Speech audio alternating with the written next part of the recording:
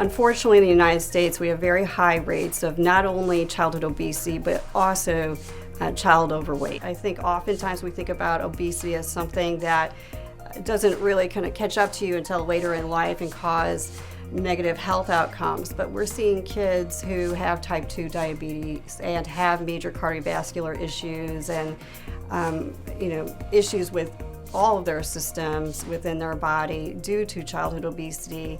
And of course, with COVID-19, we've been concerned about the occurrence of obesity in this country and COVID-19 because we know for kids and adults it leads to potentially worse outcomes.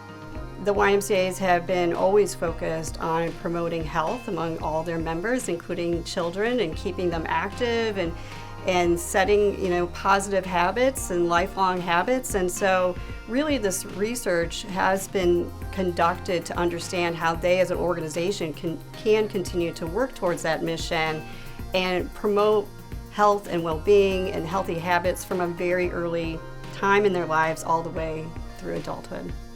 Our partnership started 10 years ago with us working together to conduct an assessment of what YMCAs were doing across the state related to child health promotion and specifically focused on nutrition and physical activity. And after that statewide assessment, the YMCAs actually asked me to conduct an evaluation of an initiative they started where they were giving grants to YMCAs across the state to implement healthy eating and physical activity standards for their child programs. And so the evaluation showed very positive results, and so the New York State Legislature was so pleased with it, they invested more funding to go forward with additional funding to the YMCAs for that initiative.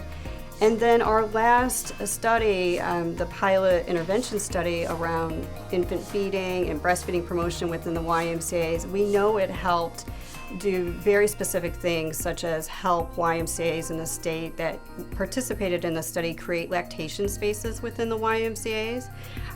They also implemented policies so that employees and members always knew information on how the YMCA was going to be baby friendly and supportive of breastfeeding and infant feeding. We know that the earlier we start in life to promote health, the better.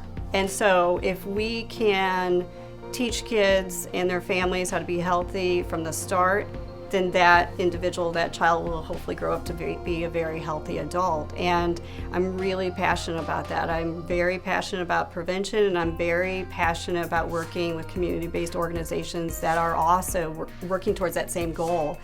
And I don't think that as a researcher I can do that alone. I don't think that I can sit in my office and study the issue just from the walls within the School of Public Health. I think it takes going into the community, working with community partners, finding what they're passionate about, what they feel is important to be studied, and coming together to design our research questions together so that we know that whatever comes out of the study is going to be beneficial to them. And that means a lot to me, and it keeps me very passionate about the work that I do. It makes me feel like the work I'm doing every day can have an immediate impact. And I think as faculty, that's a feeling that we want to have.